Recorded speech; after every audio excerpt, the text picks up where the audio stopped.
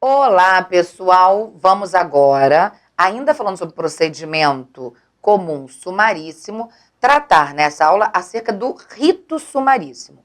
Vimos na aula anterior a questão da transação penal, da suspensão constitucional do processo, da composição civil dos danos, como sendo institutos despenalizadores da Lei 9.099. Vimos aí os aspectos gerais dela sobre a citação, intimação.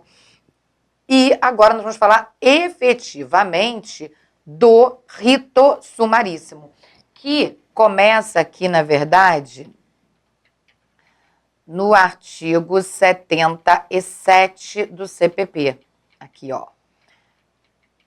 Porque até o artigo 76 a gente fala sobre a transação penal, certo? E agora a gente vai falar sobre o rito sumaríssimo da Lei 9.099, que começa a partir aqui do artigo 77. Bom, o que nós vamos verificar? Bom, pouco importa se o crime é de ação pública ou é de ação privada, para dar início a uma ação penal, seja no rito comum ordinário, sumário ou sumaríssimo, o início do procedimento vai ser sempre por meio de uma denúncia, quando o crime é de ação penal pública, ou de uma queixa, quando o crime é de ação penal de iniciativa privada. Aqui no Juizado Especial Criminal, o que a gente viu? A gente viu que para existir essa denúncia ou essa queixa, tem toda uma fase preliminar, que nós vimos que acontece aqui, que é uma fase anterior à denúncia ou à queixa. Aquela fase preliminar que a gente falou da composição civil dos danos, da transação penal, ou seja, tenta-se não acusar. Então, antes da denúncia da queixa, vem aquela fase preliminar. Quando aquela fase preliminar se mostra inviável, verifica-se que não tem condições dessa fase acontecer, então nós temos o oferecimento da denúncia quando a ação é pública, o oferecimento da queixa quando a ação é privada. Oferecida essa denúncia ou essa queixa, nela já vai ter a qualificação do agente, do autor do fato, já vai ter a classificação do delito,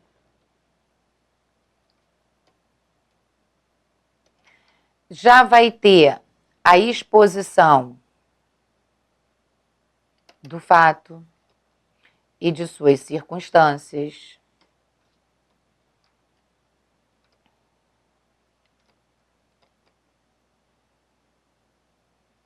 E nós vamos ter, já na denúncia da queixa, o rol de testemunhas. Aqui há uma controvérsia doutrinária. Por que aqui é uma controvérsia doutrinária? A gente estudou procedimento comum ordinário, procedimento comum sumário. No procedimento comum ordinário, a gente viu que a quantidade de testemunhas de acusação é até 8 e a quantidade de testemunhas de defesa também é até 8. No procedimento comum sumário, a quantidade de testemunhas de acusação é até 5 e a de defesa também é até 5. Claro que a gente está falando daquela quantidade de testemunhas que são compromissadas, né? Que se encaixam no número legal, aquelas testemunhas chamadas de testemunhas numerárias, ok? Acontece que a Lei 9.099, do artigo 60 ao 97, que trata do Juizado Especial Criminal, ela não dispõe acerca da quantidade de testemunhas, tá claro? Porém, na parte do artigo 1º ao 59 da Lei 9.099, onde ela versa sobre o Juizado Especial Cível, ela diz que lá são até 3 testemunhas. Então, aqui na quantidade de testemunhas, há quem diga que são até 3 e há quem diga que são até 5. Quem diz que é até 3 considera as regras do Juizado Especial Cível, do JEC, tá claro? Porque diz o seguinte, o Juizado Especial Cível determina que serão até 3 testemunhas. Então, como o juizado especial criminal não fala, a gente vai usar as regras do cível. Agora, há quem diga que é até 5, porque é a regra do procedimento sumário. E por que isso? Porque nós vimos que aqui no juizado especial criminal não se admite, por exemplo, citação por edital. Não é isso? Não se admite, por exemplo, que o processo siga aqui se houver complexidade da causa. E nas hipóteses em que a infração penal ela é de menor potencial ofensivo e é necessário o juiz declinar da competência e enviar os autos ao juízo comum, saindo o procedimento do juizado especial criminal e sendo encaminhado ao juízo comum, lá no juízo comum, aplicar-se-á o rito sumário. Então, com esse entendimento de que saindo daqui aplica-se o rito sumário, o legislador, não trazendo para a gente qual é a quantidade de testemunhas, a doutrina diz, ora, vai poder ser até 5. Porque se, na verdade, não tendo o procedimento aqui, vai para o rito comum, e lá no rito comum vai adotar o rito comum sumário, vai para o juízo comum e lá vai adotar o rito comum sumário, no sumário são 5 testemunhas, então vamos entender que o GCRIM também é. Entenderam? Então, há quem entenda que segue as regras do GEC, 3 testemunhas, e há quem entenda que vai seguir as regras do procedimento sumário, podendo arrolar até 5 testemunhas de acusação, 5 de defesa, ok? Normalmente, a gente verifica 3 testemunhas efetivamente, até porque no juizado, notadamente, o procedimento é célere, né, sumaríssimo, tenta-se resolver tudo numa audiência só, mas há essa controvérsia aqui a ser dirimida, tá? Bom, oferecida a denúncia ou a queixa, ela, no juizado, ela pode ser feita por via oral, ela pode ser feita oralmente na própria audiência preliminar.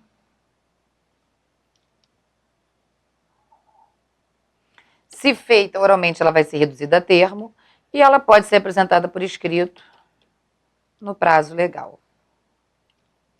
Tá? Então, há uma diferença aqui que é possível a denúncia ou a queixa ser oferecida verbalmente na própria audiência preliminar. Oferecida a denúncia ou a queixa, ela vai para o juiz. Ela vai para o juiz. Aí o juiz, ele vai mandar citar o autor do fato, que já pode ser citado pessoalmente ali no próprio juizado, caso isso esteja acontecendo numa audiência preliminar, ele já sai dali citado e intimado da data da audiência sem julgamento, com a ciência de que deve comparecer acompanhado do seu defensor. O juiz já manda citar o réu e intimar as partes acerca da audiência de instrução e julgamento. Tá claro? Isso já sai dali determinado. Intimar as partes significa autor, réu, testemunhas, todos que devem estar presentes, ok? Aí, o juiz aqui já designa data para audiência de instrução e julgamento e ou converte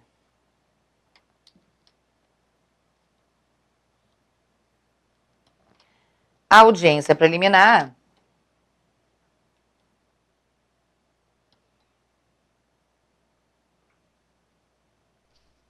em audiência de instrução e julgamento.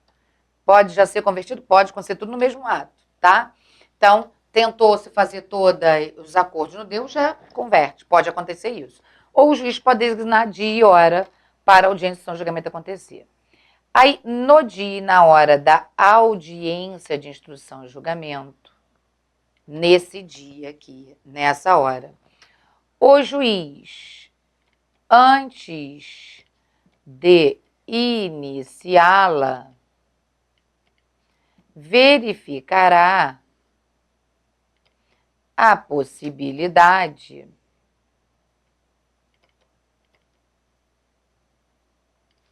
de proposta de composição civil dos danos ou da própria transação penal. Ué, como assim, Josiane? O juiz, no dia e na hora da audiência ou julgamento, vai verificar a possibilidade de proposta de transação. Veja bem, no dia da audiência preliminar, alguém pode ter faltado. Por exemplo, a vítima não estava presente, o autor do fato não estava presente, não tinha defesa presente, alguém não estava presente. Aí o que acontece? Pode designar uma nova data ou, na situação de designar uma audiência de instrução, o juiz, nessa audiência, ele verifica, olha, estou vendo aqui que não houve a possibilidade da proposta de composição civil dos danos ou não houve a proposta de transação penal na audiência preliminar. Como não houve a possibilidade da proposta desses institutos despenalizadores na audiência preliminar, vou abrir agora um momento para que vocês, se tiverem tal pretensão, façam agora as suas propostas. Tá claro? E aí, se possível e houver a composição, acaba aqui. A audiência de instrução nem acontece. Se ocorrer a transação penal, também. Agora, não sendo possível,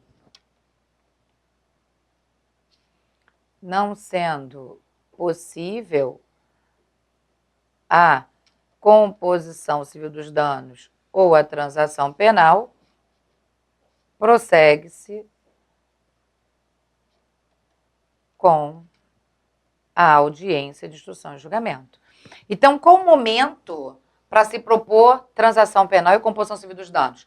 A regra é na audiência preliminar, mas ela também pode ser proposta antes do início da audiência de instrução e julgamento, tá? O legislador diz isso claramente aqui no rito sumaríssimo. Aí, se não foi possível, vai seguir. Se vai seguir, o juiz vai ouvir a defesa. O juiz ouve a defesa. Esse é o momento onde a defesa arguirá e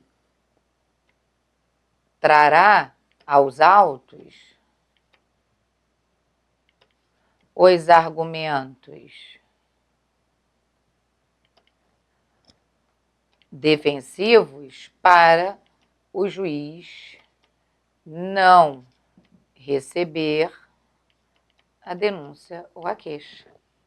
Veja que o rito sumaríssimo é diferente do rito sumário e do comum ordinário. Porque se tivéssemos no comum ordinário sumário, o juiz, quando oferecer denúncia ou queixa, o juiz já decide logo se recebe ou se rejeita. Aqui não. Aqui o juiz vai passar por toda essa fase anterior. Aí, se a defesa convencer o juiz vai decidir por não prosseguir. Então, aqui, ó, agora, depois que o juiz ouve a defesa, é que ele decide. Decide o quê? Se é o caso, meu pai, de receber ou de rejeitar a denúncia ou a queixa. Então, a depender do que a defesa trouxe aqui de argumentos, ela pode convencer o juiz nesse momento a não receber essa denúncia ou essa queixa. Óbvio que se o juiz rejeitar, para ele rejeitar, é porque ele se convenceu de que falta condição da ação, de que falta pressuposto processual, de que falta justa causa, de que há inépcia da denúncia ou da queixa, ou que é, por exemplo, o caso de já findar isso aqui, absolver sumariamente o agente, então ele rejeita. Quando ele rejeita, aquele que acusou está satisfeito com essa decisão que rejeitou? Claro que não. É óbvio que quem acusou não está satisfeito com essa rejeição. Então, quem acusou vai ter direito aqui de recorrer. Dessa decisão, cabe o recurso de apelação no prazo de 10 dias. Cuidado que aqui é diferente do rito comum, ordinário e sumário. Porque lá cabe recurso? Cabe. Mas lá cabe o rese. No prazo de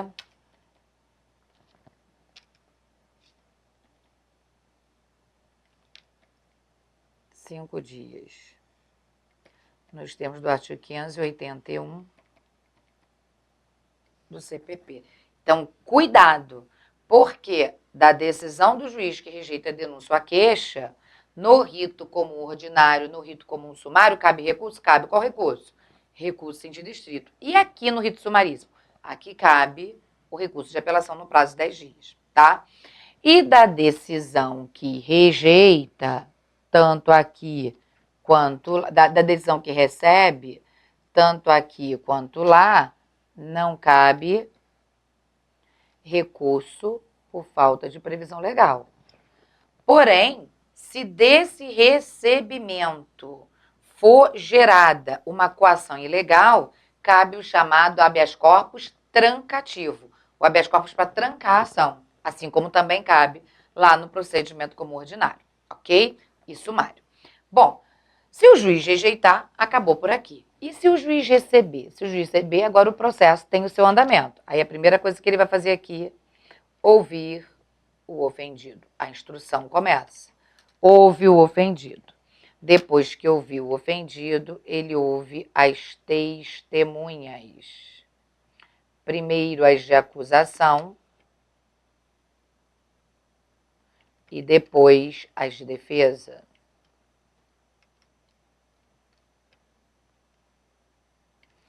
Depois que ele ouvir as testemunhas, ele vai ouvir o autor do fato. Na verdade, ele vai proceder ao interrogatório.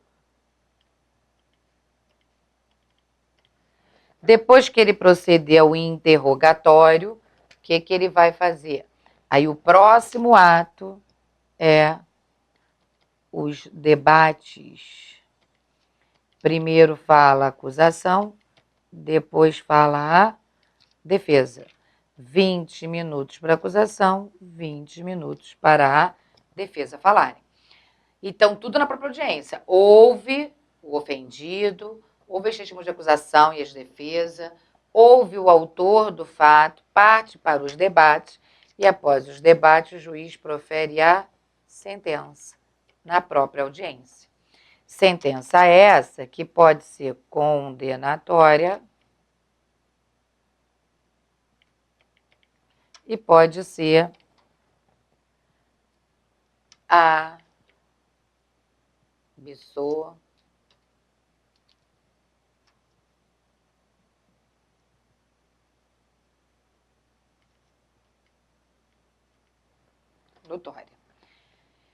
Essa sentença pode acontecer de se verificar nessa sentença uma omissão, uma obscuridade, uma contrariedade. Se for verificado nessa sentença uma omissão, uma obscuridade, uma contrariedade, dessa sentença poderá ser impetrado o embargos de declaração. Verbalmente ou por escrito, no prazo de 5 dias com efeito interruptivo.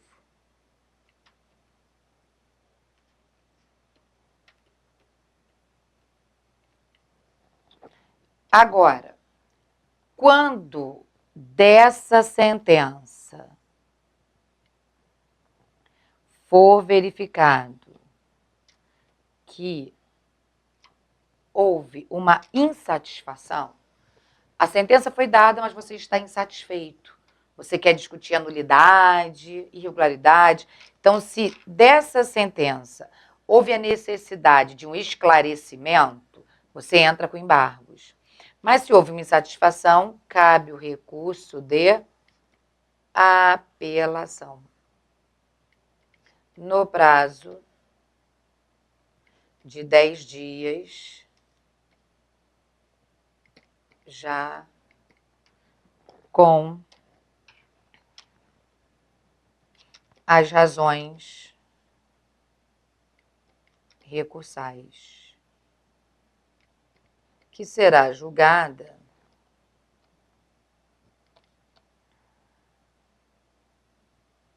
pela turma recursal,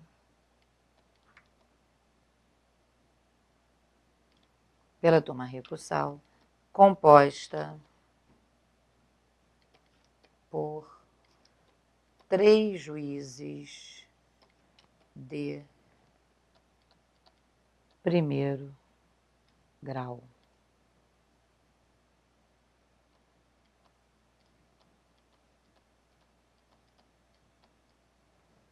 Então, quando o juiz profere uma sentença, a gente pode analisar essa sentença e não entender o que ela está dizendo. Então, o que eu quero dessa sentença? Eu quero que essa sentença seja esclarecida. Se o que eu quero é esclarecimento da sentença, se o que eu preciso é um esclarecimento do que foi decidido, se o que eu quero é o cadê o cimento aqui? É o esclarecimento da sentença, eu faço o embargos de declaração. Se o que eu quero não é o esclarecimento, se o que eu quero é a nulidade dessa sentença, a modificação dela, a alteração dela, eu entro com o recurso de apelação. Então, o recurso de apelação cabe quando existe uma insatisfação com o que foi decidido. Então, quando o juiz profere uma sentença, condenando ou absolvendo, pode ser que eu não esteja entendendo bem o que foi dito, porque essa sentença é omissa, obscura ou contraditória. O que eu faço? Entro com o embargo de declaração, que é o recurso cabível para que o juiz esclareça aquilo que está omisso, obscuro ou contraditório. Agora, a sentença, na verdade, ela não foi omissa, não. A sentença, na verdade, ela não me satisfez. Eu quero que seja anulada, eu quero que ela seja revista, eu quero que ela seja modificada. Aí eu vou ingressar com o recurso de apelação. Então, a apelação no prazo de 10 dias, quando eu quiser a modificação da sentença, e embargo de declaração no prazo de 5, quando eu quiser o esclarecimento. Óbvio que, para eu ficar insatisfeito e querer a alteração dela, eu tenho que entender o que está nessa sentença. Então, primeiro, no caso de esclarecimento, eu vou interpor o embargo de declaração. Depois da sentença esclarecida, do juiz ter sanado todas as dúvidas da gente, aí sim, você entra com a apelação. Por isso é que o legislador vai dizer para a gente que os embargos de declaração serão interpostos no prazo de 5 dias com efeito interruptivo. Por quê? Porque publicada a sentença eu vou embargar.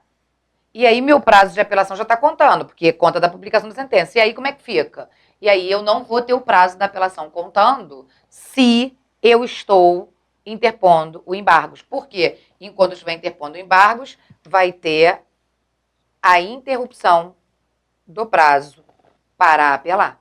Tá claro? E outro detalhe aqui. Quando se apela, quem vai julgar é a turma recursal e não o tribunal. ok? Então, será julgado pela turma recursal, que é composta por 3 juízes de primeiro grau.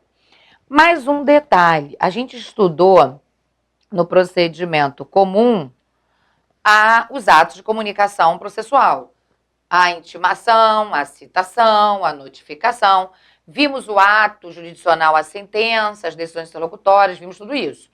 Aqui, a sentença, ela dispensa o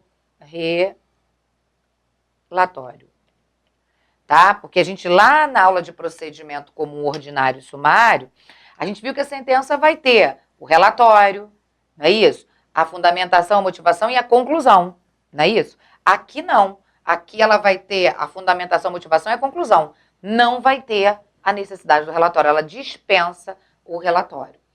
Isso por quê? Porque a gente está diante de um rito sumaríssimo e, considerando o rito sumaríssimo, ele difere-se do procedimento como ordinário e sumário exatamente porque ele tem que ser célere, informal, tem que ter economia processual, tem que ter oralidade e tem que ter simplicidade. Então, os atos serão quase todos praticados oralmente, somente serão reduzidos a termo aquilo que realmente foi essencial ao deslinde da questão, fora daí vai ficar tudo gravado, tudo feito oralmente, e as partes terão direito às mídias para terem acesso, entenderam?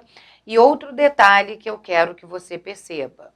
Quando a gente fala da decisão do juiz que rejeita a denúncia ou a queixa, eu já coloquei para vocês aqui a diferença.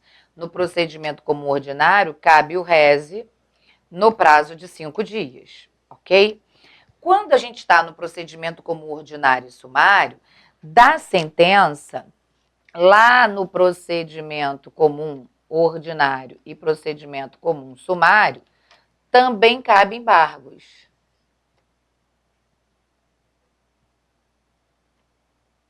De declaração. Só que lá cabe embargo de declaração no prazo de 2 dias. Tá? E lá eles também interrompem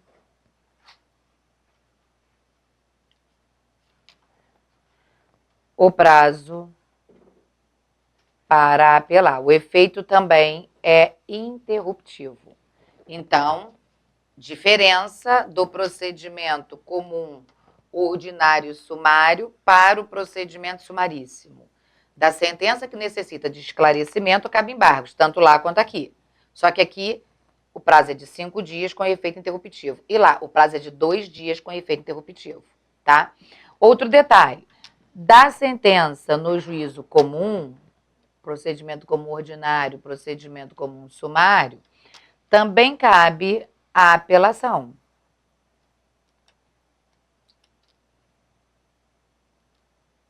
Só que a apelação lá será no prazo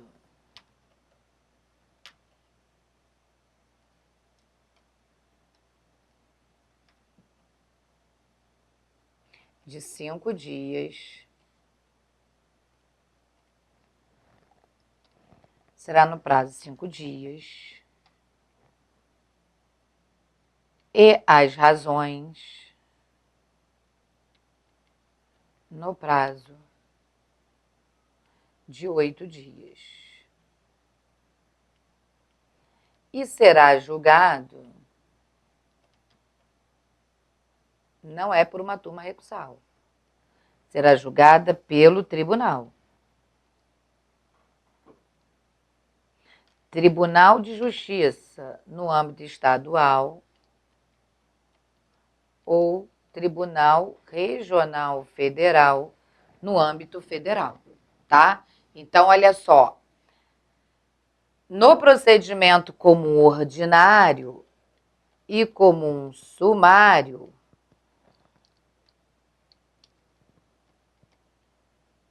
a denúncia e a queixa é sempre por escrito, nunca verbalmente. tá? É sempre por escrito, nunca verbalmente. A denúncia ou a queixa é sempre por escrito, nunca verbalmente, tá? No procedimento comum ordinário sumário, oferece a denúncia, vai para o juiz e o juiz já decide se recebe ou se rejeita. Lá no procedimento comum ordinário ou procedimento comum sumário. Não tem essa fase aqui intermediária até o juiz decidir, não, tá? Então tem bastante diferença entre o rito comum ordinário e o rito comum sumário, tá? Então, atenção, porque o juiz, quando der a sentença, aqui dispensa o relatório. No procedimento comum